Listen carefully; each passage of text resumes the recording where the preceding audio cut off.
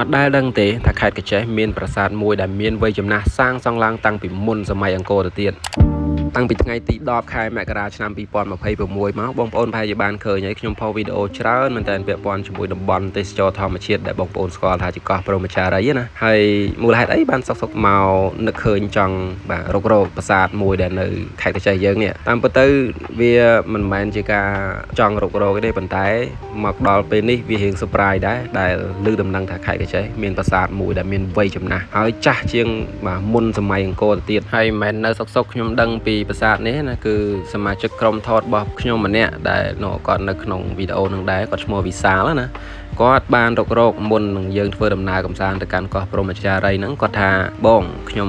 នឹកឃើញថាកញ្ចេះយើងមានប្រាសាទមួយហើយខ្ញុំធ្លាប់ទៅរករកម្ដងដែរនៅខេត្តភាសាប៉ុន្តែវង្វេងព្រៃហើយមេឃក៏រៀងយប់ដែរខ្ញុំត្រឡប់មកវិញឥឡូវបន្ទាប់ពី trip នេះហើយខ្ញុំចង់ធ្វើការរករកម្ដងទៀតបងចូលរួមមួយខ្ញុំអត់ហើយខ្ញុំក៏ចាប់អារម្មណ៍ហើយក៏បាន post status មួយនៅលើ Facebook ឃើញបងប្អូនចាប់អារម្មណ៍ច្រើនខ្លាំងមែនតើហើយបងប្អូនដែលនៅតំបន់នោះហើយក៏ដូចជាអ្នកដែលបានធ្លាប់ទៅរួចហើយហ្នឹងក៏គាត់ចាប់ផ្ដើមបោះព័ត៌មានឲ្យម្ដងតិចក៏បានមកคล้ายជាការចងក្រងជាឯកសារចែកជូនបងប្អូននៅថ្ងៃនេះដែរហើយនៅក្នុងវីដេអូដែលបងប្អូនកំពុងតែមើលនេះគឺជាវីដេអូដែលបានពីប្រដេជគុណ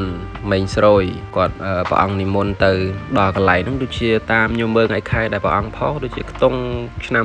2025ខែ10នេះដែរទេខែភាសាហើយឃើញបងប្អូនឃើញនៅក្នុងវីដេអូស្រាប់ហើយគឺព្រៃច្រើនណាស់អញ្ចឹងពីផ្លូវលំចូលទៅដល់ប្រាសាទហ្នឹងបើសិនជាទៅខែភាសាគឺពិបាករំការផ្លូវបន្តិចព្រោះតែឲ្យអ្នកភូមិអ្នកដែលស្គាល់ជូនទៅបានសុវត្ថិភាពកុំឲ្យវង្វេងផ្លូវប៉ុន្តែបើខែនេះខែប្រាំងប្រហែលជា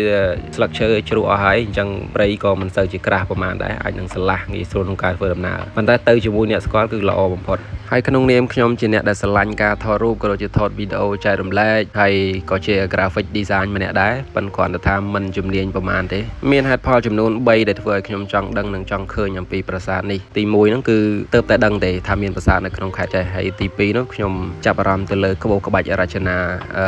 នៅលើប្រាសាទហើយទី3នោះគឺគោលបំណងដោយដែលបងប្អូនបានដឹងហើយគឺចង់ថតចែករំលែកបងប្អូនហើយសង្ឃឹមថានឹងក្លាយទៅជាតំបន់ទេសចរមួយដែលទាក់ទាញទាំងភ្ញៀវជាតិនិងអន្តរជាតិនៅថ្ងៃមុខហើយសម្រាប់ទីតាំងដូចខ្ញុំបានបញ្ជាក់នៅលើ caption អញ្ចឹងគឺនៅភូមិ105ឬមួយក៏យើងហៅថាភូមិត្រៀបហ្នឹងឃុំថ្មីស្រុកចិត្តបុរីខេត្តកញ្ចេះយើងនឹងផ្ទាល់តែម្ដងសុំមិនស៊ីជម្រៅឲ្យវែងឆ្ងាយជាងនេះអីទៀតទេដោយសារតែខ្ញុំក៏អត់ទាន់បានទៅដល់ដូចគ្នានេះគ្រាន់តែជាព័ត៌មានបន្ថែមដើម្បីឲ្យបងប្អូនបានជ្រាបហើយបងប្អូនខ្លះដែលនៅចិត្តហ្នឹងគាត់អាចទៅមុនខ្ញុំទៅហើយខ្ញុំនឹងរកពេលណាមួយដែលសមរម្យខ្ញុំនឹងទៅថតចែកជូនបងប្អូនលំអិតបន្ថែមទៀតគ្រាន់តែចង់បញ្ជាក់ប្រាប់បងប្អូនថាទីតាំងក៏វារៀងឆ្ងាយដែរបាទហើយផ្លូវក៏មិនជាងាយស្រួលប្រហែលដែរបើតាមមើលនៅក្នុងផែនទីទៅគឺនៅក្បែរនឹងព្រំប្រទល់ខេត្តកញ្ចេះជាមួយនឹងខេត្តមណ្ឌលគិរីទៅហើយអញ្ចឹងបញ្ជាក់សារជាថ្មីម្ដងទៀតបើសិនបើទៅសូមបងប្អូនរកអ្នកណាគេដែលស្គាល់នៅទីនោះក៏ដូចជាបាទអ្នកឬមួយក៏អ្នកសហគមន៍ផ្ទាល់នៅទីនោះហ្មងឲ្យគាត់នាំផ្លូវទៅគឺល្អជាងសុវត្ថិភាពជាចម្បងចឹងវីដេអូនេះចាត់ទុកថាជាវីដេអូអេពីសូតទី1ហើយអំពីប្រាសាទបាទព្រះធាតុខ្វាន់2នេះហើយយើងនឹងជួបគ្នានៅអេពីសូតទី2បើសិនជាខ្ញុំបានទៅដល់ទីតាំងនោះផ្ទាល់តែម្ដងសូមអរគុណនិងសូមអរព្រះគុណហើយក៏សូមអភ័យទោសបើសិនបើមានពាក្យសម្ដីលេះលួសក៏ដូចជាខ្វះខាតនៅត្រង់ចំណុចណាមួយហើយយើងនឹងជួបគ្នានៅវីដេអូក្រោយ